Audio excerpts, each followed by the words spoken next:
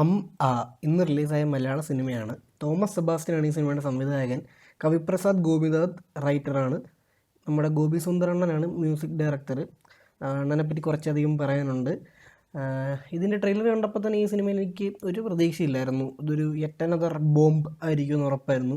പക്ഷേ സ്റ്റിൽ ഇത് FDFS കാണാൻ പോയതിൻ്റെ കാരണം ദിലീഷ് പോത്തനാണ് ഇതിലെ നായകൻ. അദ്ദേഹം ലീഡ് റോൾസിൽ വന്ന ഒരു സിനിമ പോലും മോശം, ഇപ്പോൾ തിയേറ്ററിൽ ഫ്ലോപ്പ് ആണെങ്കിൽ പോലും മോശം സിനിമകളാകാറില്ല. ദിലീഷ് പോത്തനെ കൂടാതെ ദേവദർശിനി, ദിലീഷ് പോത്തനിലുപരി സ്ക്രീൻ സ്പേസ് ഉള്ളത് പുള്ളിക്കാരിയാണ്, തമിഴ് ആക്ട്രസ്സാണ്. പിന്നെ ജാഫർ ഇടുക്കിയുണ്ട്, മീര വാസുദേവനുണ്ട്, ശ്രുതി ജയനുണ്ട്, മാല പാർവതി, അലൻസിയർ, അങ്ങനെ നമുക്കറിയാവുന്ന കുറേ പേര് ചെറിയ ചെറിയ റോളുകളിൽ വന്നിട്ടുണ്ട്. ഇതിൻ്റെ ജോൺറ ഒരു ഡ്രാമ, ഒരു പ്രോപ്പർ ഡ്രാമയാണ്. ഇതിൻ്റെ ഫസ്റ്റ് സീൻ കാണുമ്പോൾ തന്നെ മനസ്സിലാവും, സറോഗസി, അതാണ് ഈ സിനിമയുടെ ഒരു മെയിൻ കൺസെപ്റ്റ്. ഫസ്റ്റ് സീനിൽ തന്നെ നമുക്ക് മനസ്സിലാവും.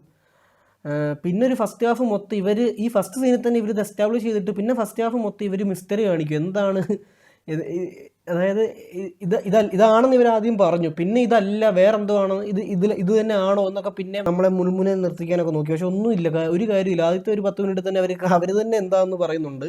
പിന്നെ നമ്മൾ കുട്ടിയുടെ ക്യാരക്ടറും ആ ഒരു സറൗണ്ടിങ് ഒക്കെ വെച്ചിട്ട് കോമൺ സെൻസ് ഉള്ളവർക്ക് മനസ്സിലാവും. ഇവർക്ക് കോമൺ സെൻസ് കാണും, പക്ഷേ ഇവർ കാണുന്ന പ്രേക്ഷകരെ തെറ്റിദ്ധരിച്ചു, കാണുന്ന പ്രേക്ഷകർ മണ്ടന്മാരായിരിക്കും എന്ന് കരുതിയിട്ടാണ് ഇവരിങ്ങനെ ചെയ്തത്. പിന്നെ സെക്കൻഡ് ഹാഫ് പിന്നെ ഒന്നും പറയാനില്ല, ഒരു സീരിയൽ. അതായത് ഇപ്പം നമ്മുടെ സോ കോൾഡ് TV സീരിയൽസിന് ഇതിലും നിലവാരമുണ്ട്. സീരിയസ്ലി പറഞ്ഞാൽ മ്യൂസിക് അടിപൊളി മ്യൂസിക്കാണ്. ഗോപി സുന്ദർ തിരിച്ചു വരാൻ വേണ്ടിയുള്ള പുള്ളിയുടെ കട്ട ശ്രമം ഇത് കാണാൻ പറ്റും. പക്ഷേ പുള്ളി, എനിക്ക് തോന്നുന്നു പുള്ളി ഇത് സീരിയലാണെന്ന് കരുതിയാണ് മ്യൂസിക് ചെയ്തത്. സിനിമയുടെ ഒരു അംശം പോലും ഇല്ല മ്യൂസിക്കിൽ. ഇത് സീരിയൽ, പക്ക സീരിയൽ ടൈപ്പ് മ്യൂസിക്. ഇതിൻ്റെ ട്രെയിലർ കണ്ട ട്രെയിലറിൻ്റെ ലാസ്റ്റ് ആ ടൈറ്റിൽ വരുമ്പോൾ ഒരു മ്യൂസിക് ഉണ്ട്. അത് ട്രെയിലറിൽ ആ ഭാഗത്ത് മാത്രമേ അതുള്ളായിരുന്നു, പടത്തിൽ മൊത്തം ആ മ്യൂസിക്കാണ്.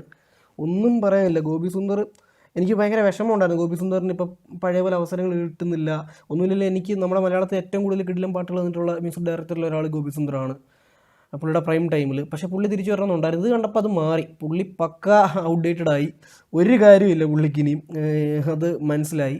പിന്നെ ദിലീഷ് പോത്തനൊന്നും ഒരിക്കലും ഇത് പ്രതീക്ഷിച്ചില്ല. ഒന്നാമത് ദിലീഷ് പോത്തന് കോമാളി റോളാണ്, ഒന്നും ചെയ്യാനില്ലാത്ത റോളാണ്. അത് പുള്ളി ഇതിൽ അഭിനയിച്ചിട്ടില്ല. പുള്ളി ഒരു ഇൻ്റർവ്യൂവിൽ വന്ന് എങ്ങനെ ബിഹേവ് ചെയ്യുന്നു അത് മാത്രമേ ആയിട്ടുള്ളൂ.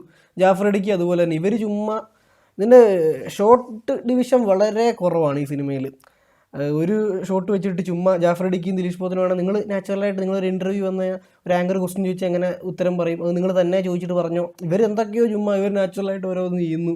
ആകെ ഇതിൽ നല്ലതെന്ന് പറയാനുള്ളത് ഇതിൻ്റെ ഡ്യൂറേഷനാണ്. 1 മണിക്കൂർ 55 മിനിറ്റേ ഉള്ളൂ. അപ്പോൾ ഈ സിനിമയ്ക്ക് എൻ്റെ റേറ്റിംഗ് 0.5 ഔട്ട് ഓഫ് 5 ആണ്. ആ ഡ്യൂറേഷന് വേണ്ടി മാത്രമാണ് ഈ rating. Thank you editor bro. അപ്പോൾ ഈ സിനിമ എന്നല്ല ഇതിന് പേരിടേണ്ടത്. ഈ സിനിമയ്ക്ക് പേരിടേണ്ടത്